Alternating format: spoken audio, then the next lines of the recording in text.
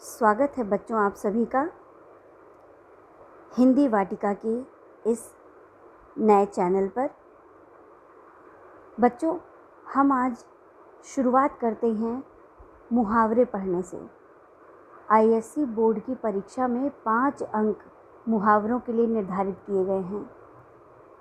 ICSE में भी आप बराबर मुहावरे पढ़ते रहे हैं, उसमें भी आपकी सहायता होगी। साथ ही आईएससी की कक्षाओं में भी आपको सहायता मिलेगी। तो मुहावरे हम आगे बढ़ें, समझें और जानने का प्रयास करें। उससे पहले मैं आप लोगों से कहना चाहूँगी कि जहाँ एक तरफ आप अन्य प्रश्नों के उत्तर लिखते हैं जो दीर्घ उत्तरीय होते हैं, आप निबंध लिखते हैं, विचारों के समंदर में आपको गोते लगाने पड़ते हैं, विचारों को धारा प्रवाह अपने मस्तिष्क में उत्पन्न होने देना पड़ता है, तब आप किसी एक विषय पर अत्यंत विस्तृत निबंध लिख पाते हैं। तो वो एक अलग कौशलता है, वो एक अलग जो है वो आपकी विशेषता है। निबंध है, दीर्घ उत्तरीय प्रश्न है, लघु उत्तरीय प्रश्न है, ये विचारों पर आधारित होते हैं। किंतु जो व्याकरण होती है अभ्यास पर आधारित। उसे आप विचारों से अत्यधिक मदद उसमें नहीं ले सकते हैं। इसलिए जो आप वाक्य शुद्धि है, मुहावरे हैं, इन चीज़ों को आपको निरंतर अभ्यास करना पड़ेगा। आप जितने अधिक मुहावरों का अभ्यास करेंगे, जितनी अधिक वाक्य शुद्धियों का अभ्यास करेंगे, आपको परीक्षा के समय लिखने में उतनी ही आसानी होगी और आप उतनी ही जल्दी अच्छे से आप लिख पाएंगे। तो मुहावरों को पढ़ने से पहले, कक्षा को प्रारंभ करने से पहले बच्चों, हम 2 मिनट का मौन धारण करेंगे, शांति की अवस्था में जाएंगे। इस संपूर्ण सृष्टि के कल्याण के लिए, विषम परिस्थितियों में सबके बचाव के लिए चलिए 2 मिनट ध्यान में समाधिस्थ होते हैं।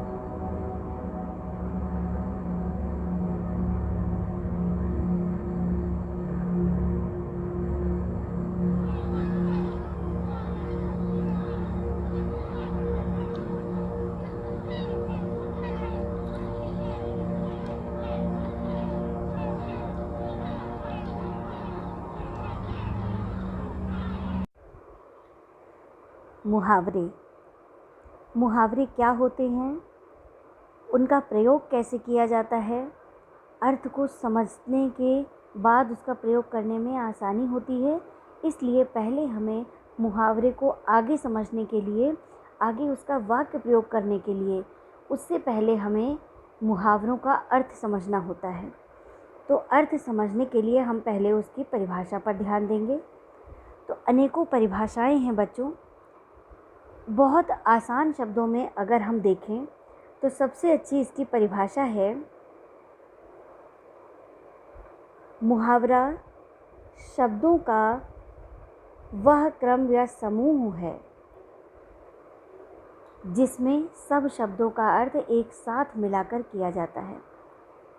आसान शब्दों में कहें तो मुहावरा एक ऐसा समूह है जिसमें अनेक शब्द होते हैं और हर शब्द का अलग कोई अर्थ नहीं होता है, या अलग जो भी अर्थ है वो ध्वनित नहीं होता। हमें उस अर्थ को ग्रहण नहीं करना होता है, हमें अर्थ लेना होता है उस पूरे समूह को मिलाकर।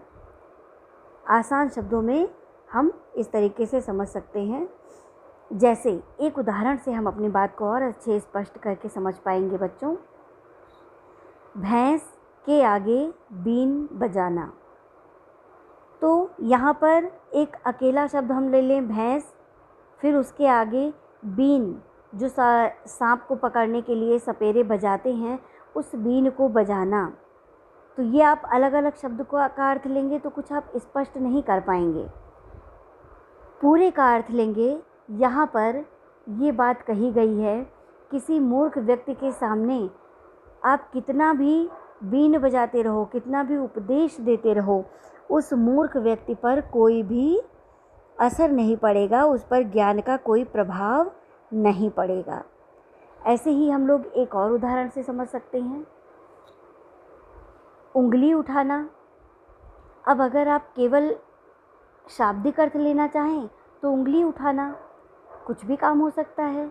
मैंने संकेत किया है उंगली उठा के, मैंने आसमान की ओर देखने के लिए उंगली उठाई है, किसी को मैं दिखा रही हूँ कि वो देखो चाँद निकला है, वो देखो तारे निकले हैं, तो ये इंगित करना हो जाता है।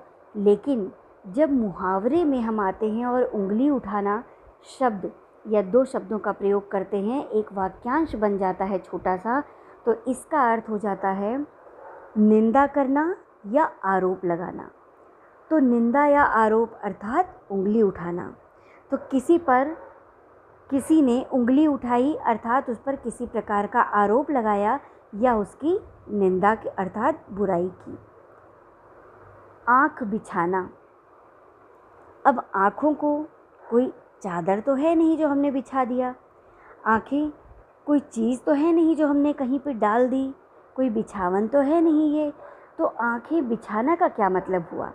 आँखें बिछाना का मतलब हुआ प्रतीक्षा करना, अर्थात हम आँखें लगातार टकटकी लगाए एक ही रास्ते पर अपनी आँखों को बिछाए हुए हैं, एक ही जगह केंद्रित कर रखा है, अर्थात प्रतीक्षा की जा रही है, किसी के आने की प्रतीक्षा, माता पिता के आने की, बच्चों के आने की, किसी शुभचिंतक, हितैषी, मित्र, किसी के भी आने के लिए आंखें बिछाकर कोई बैठा हुआ है अर्थात प्रतीक्षा कर रहा है। एक और मुहावरा देखिए, राई का पहाड़ बनाना। राई आप सभी जानते हैं, है ना? डोसा तो सभी खाते होंगे। तो डोसा हो गया, इडली हो गया, सांभर हो गया, जो भी साउथ इंडियन डिशेज़ होती हैं उसमें राई ज़रूर डाली जाती है। सरसों का सबसे छोटा रूप होता है, बहुत ही नन्हा कण होता है राई का। तो राई अर्थात अत्यंत सूक्ष्म, अत्यंत लघु किसी चीज़ को पहाड़ बना देना। पहाड़ अर्थात बहुत बड़ा आकार, तो छोटी सी चीज़ को बड़ा बना देना। तो इसका सामान्य अर्थ हम लेंगे, छोटी छोटी बातों को बहुत बढ़ा चढ़ा करके बताना।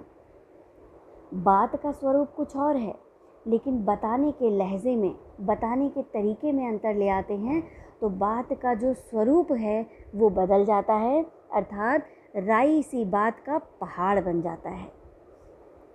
इसी प्रकार कुछ और उदाहरण भी हम लोग देख लेते हैं। अंगूठा दिखाना। जैसे आपसे कोई काम कहा गया है और आपने अंगूठा दिखा दिया, इसका अर्थ होता है इनकार कर देना, स्पष्ट रूप से मना कर देना। अगर मगर करना अर्थात बहाने बनाना, टाल मटोल करना, किसी चीज़ को टाल देना। अंगारे बरसाना। अंगारा अर्थात जलाने वाली चीज़, कष्ट देने वाली चीज़। तो अंगारा अर्थात किसी ऐसी आँखों में अंगारे आ जाने का मतलब इतनी ज्वलंत आँखें हो जाएं, क्रोध के मारे लाल आँखें हो जाएं कि सामने वाला जो है वो डर जाए, घबरा जाए। तो अंगारे बरसाना अर्थात लाल आँखों से देखना, गुस्से में देखना, बहुत गुस्से से देखना, घूरना। आड़े हाथों लेना अर्थात अच्छी तरह से अपने वश में कर लेना, पकड़ लेना। कि आड़े हाथों लिया अर्थात उसे अपने वश में कर लिया, उसे पकड़ लिया, उसे किसी ऐसे काम जिससे वो बच रहा था उसको करने के लिए बाध्य कर दिया।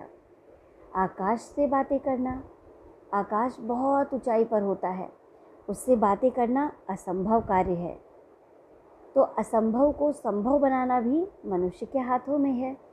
तो आकाश से बातें करना अर्थात असंभव कार्य करना या बहुत ऊंचा होना, उस ऊंचे व्यक्तित्व को अपने संबंध में या अपने वार्तालाप का माध्यम बनाना। ईद का चांद। ईद का चांद हमेशा नहीं दिखता, ईद का चांद जो है बहुत विशेष होता है। स्पेशल होता है, इसलिए वो कभी कभी दिखता है, कम दिखता है। इसीलिए बोलते हैं तुम तो ईद का चांद हो गए हो, अर्थात साल 6 महीने में कभी दिखाई देते हो। उंगली पर नचाना, उंगली पर नचाना अर्थात मेरी उंगली है, मैं इसे जैसे चाहूँ नचाऊँ, जो चाहे इससे मैं करूँ। तो किसी व्यक्ति को अपनी उंगलियों पर नचाना, जैसे मैं कहूँ वैसा ही अगला व्यक्ति काम करे, अर्थात वश में कर लेना। तो मैं जैसा कह रही हूँ सामने वाला व्यक्ति वही काम करता जा रहा है, इसका मतलब वो मेरे वश में है। जैसे मैं अपनी उंगली पर नचाकर कुछ भी कर सकती हूँ, उसी प्रकार वो व्यक्ति मेरे वश में है और मेरी उंगली के इशारे पर नाचता है। इसी तरीके से और भी कई सारे मुहावरे हैं जो आप स्क्रीन पर देख पा रहे होंगे। उन सभी मुहावरों के अर्थ भी लिखे हुए हैं। अर्थ को समझते हुए उनका वाक्य प्रयोग करना, जैसे छक्के छुड़ाना, इसका अर्थ है केवल पराजित करना नहीं, बुरे तरीके से पराजित करना। तो भारतीय टीम ने, आप किसी भी टीम का नाम दीजिए, कि उस टीम के छक्के छुड़ा दिए, अर्थात बुरी तरह पराजित कर दिया। टोपी उछालना, टोपी जो है वो सम्मान का प्रतीक होती है, तो सम्मान को उछालना अर्थात अपमानित करना। तो किसी व्यक्ति को किसी कारण किसी सम्मानित व्यक्ति को अपमानित किया जाए, अर्थात उसकी टोपी उछाली गई। जैसे सेठ धनीराम, नाम से तो धनीराम है, ठीक है, तो सेठ धनीराम अपनी बेटी के विवाह में पर्याप्त दहेज नहीं दे पाए, इस कारण वर पक्ष के लोगों ने विवाह के समय उनकी टोपी उछाली, अर्थात उन्हें अपमानित किया। ऐसे ही और आप मुहावरे देख सकते हैं। अब बच्चों, किसी चीज़ को खेल खेल में सीखना सबसे आसान तरीका होता है कुछ सीखने का। तो हम बच्चे हैं, कभी बड़े नहीं हो सकते। बड़े हों या छोटे हों, कोई चीज़ अगर समझ नहीं आ रही है तो उसको याद करने का एक दूसरा तरीका आप इख्तियार कीजिए। खेल खेल के माध्यम से सीखिए। यकीन मानिए, खेल खेलने से चीज़ें माइंड में, आपके दिमाग में कहीं जाकर बैठ जाती हैं। जैसे आपके सामने एक चित्र दिख रहा होगा, ये एक पहेली है, मुहावरे की पहेली। तो इसको हम लोग ऐसे देख सकते हैं। पहला मुहावरा है, 2 ईंट बनी हुई हैं और बजाने का यंत्र रखा हुआ है, तो ईंट से ईंट बजाना। दूसरा है, ईंट का रिप्लाई पत्थर, अर्थात ईंट का जवाब पत्थर से देना। तीसरे चित्र में बने हुए हैं पापड़ और चकला बेलन रखा हुआ है, तो पापड़ बेलना। चौथा है, आँख और तारा बना हुआ है और बीच में लिखा हुआ है का, तो आँख का तारा। ये सारे मुहावरे हैं बच्चों।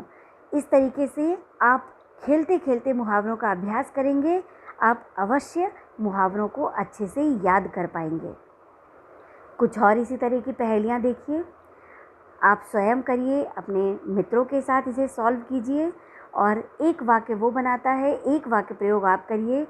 इस तरीके से आपका जो मस्तिष्क है वो थोड़ा सा ओपन होगा, खुलेगा, विचार उत्पन्न होंगे।